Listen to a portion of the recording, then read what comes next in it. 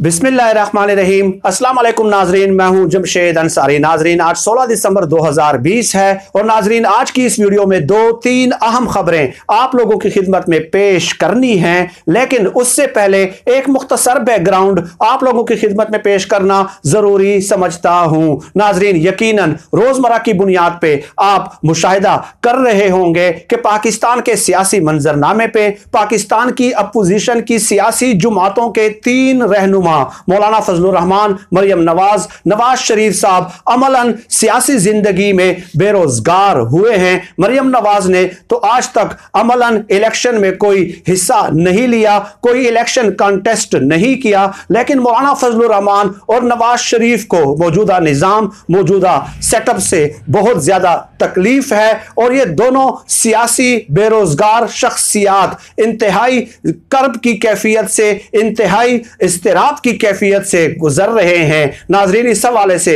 मेरा जाती तज्जिया, जाती तबसरा, जाती ख्याल ये है कि नवाज शरीफ और मौलाना फजलुर रहमान का ख्याल है कि हम चूंकि अपने अपने मुतलका पार्टी के कायदीन हैं, ये कैसे हो सकता है कि कायदीन तो अमलन सियासत से बेदखल हो, उनका कौमी और सूबाई असम्बली में कोई जो है ना कोई किरदार ना हो, मुतारिक और फाल किरदार ना हो, तो ये कैसे और क्यों कर मुमकिन है और ये क्यों कर हो रहा है और ये हम क्यों कर होने दे कि हमारे ही पार्टी के कौमी और सूबाई असम्बली के अरकान इन्हीं असम्बलियों से मराहत और तनख्वाहें वसूल कर रहे हैं, जबकि हम इन्हीं असम्बलियों से मराहत और तनख्वाहों से महरूम हैं। इसलिए इन लोगों ने अपने पार्टी अरकान को अहकामात जारी किए कि आप हमारे पास जो है वो अपने इस्तीफे जो है वो सबमिट करा दें, जमा करा दें। इसके अलावा इसका और क्या मतलब हो सकता है, क्योंकि कानून में, आईन में तो कतई तौर पे इसकी कोई गुंजाइश ही मौजूद नहीं है कि अरकान जो है वो इस्तीफे जो है वो अपने पार्टी कायदीन को जमा करा देंगे। इस तरह तो इस्तीफे मंजूर हो ही नहीं सकते। तो मुझे लगता है कि नवाज शरीफ और मौलाना फजलुर रहमान साहब अपने अपने पार्टी अरकान के इस्तीफे अपने सामने रख कर अपने दिल को तसल्ली व तशफ़ी दे रहे होंगे कि शुक्र है अगर हम बेरोजगार हैं तो हमारे पार्टी अरकान भी जो हैं वो भी अब मुस्तकबिल करीब में इन्हीं सूबाई और कौमी असम्बलियों से मराहत और तनख्वाहें वसूल करने से महरूम हो जाएंगे। नाज़रीन, अब खबरों पे आते हैं। आप लोगों के इल्म में है, यकीनन आप लोगों के इल्म में है कि कल बिलावल जरदारी की शहबाज शरीफ से मुलाकात हुई। नाज़रीन, इस मुलाकात में दो नशिस्तें हुई। बिलावल जरदारी के साथ 3 रुकनी पीपल्स पार्टी का वफद शामिल था। एक मुलाकात शहबाज शरीफ के साथ उसी 3 रुकनी वफद की मौजूदगी में हुई और दूसरी मुलाकात जेल में बिलावल जरदारी की शहबाज शरीफ साहब से 1-on-1 हुई। नाजरीन, शहबाज शरीफ साहब ने बिलावल जरदारी को वाज़े तौर पे अपना पैगाम कन्वे कर दिया है, अपना माइंड जो है वो उनके सामने रख दिया है कि मैं कतई तौर पे किसी भी सूरत, किसी भी कीमत पे इज्तिमाई इस्तीफों के हक में नहीं हूं। नाजरीन, ज़राए के मुताबिक, अंदरूनी ज़राए के मुताबिक बिलावल जरदारी ने भी यही कहा है कि मैं भी इज्तिमाई इस्तीफों के हक में नहीं हूं और यह मसला हम पार्टी की CEC में डिस्कस करेंगे, सेंट्रल एग्जीक्यूटिव कमेटी के इजलास में डिस्कस करेंगे और उसके बाद हम किसी हतमी नतीजे पे पहुंच पाएंगे। तो नाजरीन, ये बात तो यकीनन आप बखूबी समझते हैं, जानते हैं और अब तो अवाम का शऊर जो है वो काफी हद तक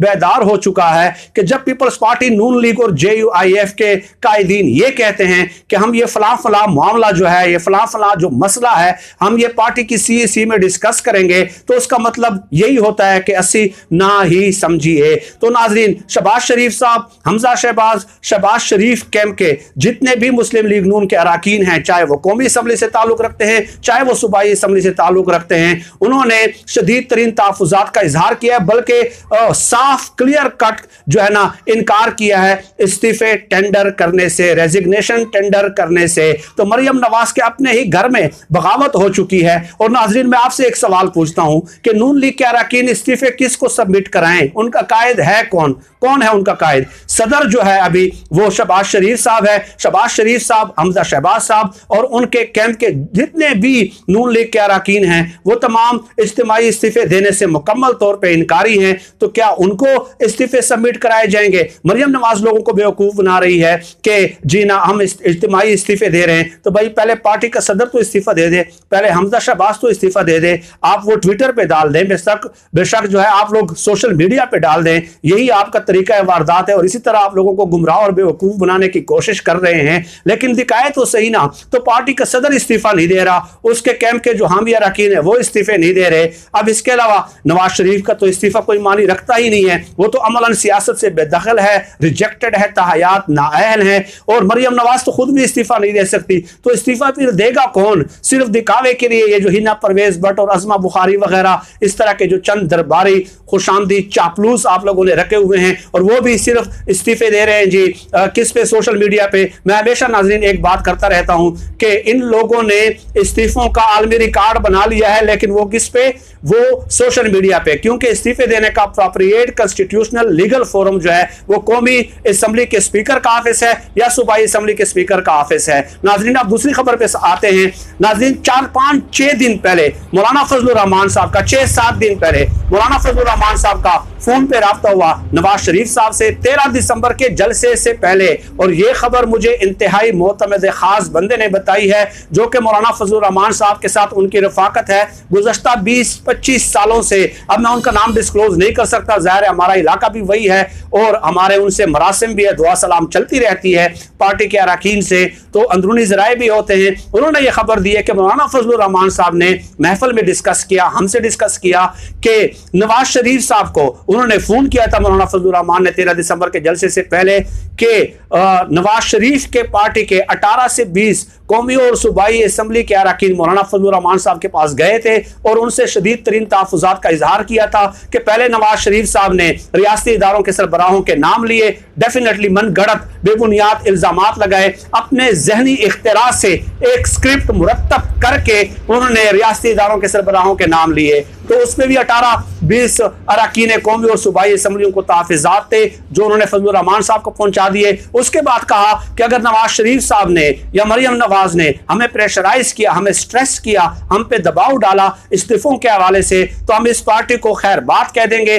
और एक प्रेस कॉन्फ्रेंस में बाकायदा हम इसका ऐलान कर देंगे। नाजरीन ये खबर जब फजलुर रहमान साहब ने नवाज शरीफ को पहुंचाई तो डेफिनेटली नवाज शरीफ साहब के जो होश ठिकाने आ गए।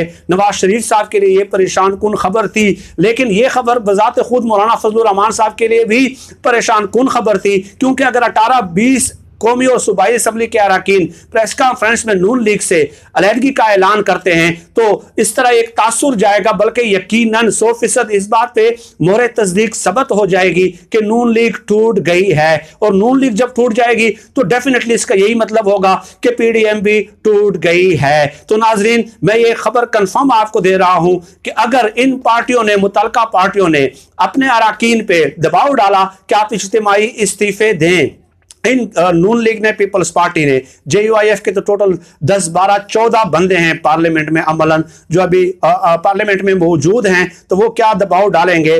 तो खैर अगर इन लोगों ने दबाव डाला नून लीग और पीपल्स पार्टी ने तो नून लीग टूट जाएगी, PDM टूट जाएगी। इज्तिमाई इस्तीफों का जो ड्रामा है वो मुकम्मल तौर पर फ्लॉप हो चुका है, नाकाम हो चुका है। और इससे पहले वाली वीडियो में नाजरीन एक तीसरी खबर दे दूं, इससे पहले वाली वीडियो में मैं डिस्कस कर चुका हूं वो खबर कि हुकूमत फैसला करने जा रही है कि सेनेट के इंतखाबात मार्च से पहले फरवरी में शायद हो सकते हैं। 4-5 दिनों में यह फैसला एक्सपेक्टेड है। अगर यह फैसला हो जाता है तो अपोजिशन को जो है ना जान के लाले पड़ जाएंगे, क्योंकि अपोजिशन के इल्म में है कि जनवरी के आखिर में सर्दी की शिद्दत की वजह से जो है हम लॉन्ग मार्च इस्लामाबाद में ला नहीं सकते, क्योंकि किराए के लोग होते हैं, दिहाड़ीदार मजदूर होते हैं, उन्हें खाने के अखराजात और दिहाड़ी अदा करने की यकीन दहानी करा दी जाती है। तो अगर वो जनवरी के एंड में लॉन्ग मार्च यहां पे लाते हैं तो ये लोग फुली तौर पे कन्विंस्ड हैं कि इनके पास जो है ना आम अवाम इनके जलसों में शमूलियत इख्तियार नहीं कर रहे। दिहाड़ीदार लोगों को ये लाएंगे तो 2-3 दिनों बाद जो है वो हुजूम मुंतशिर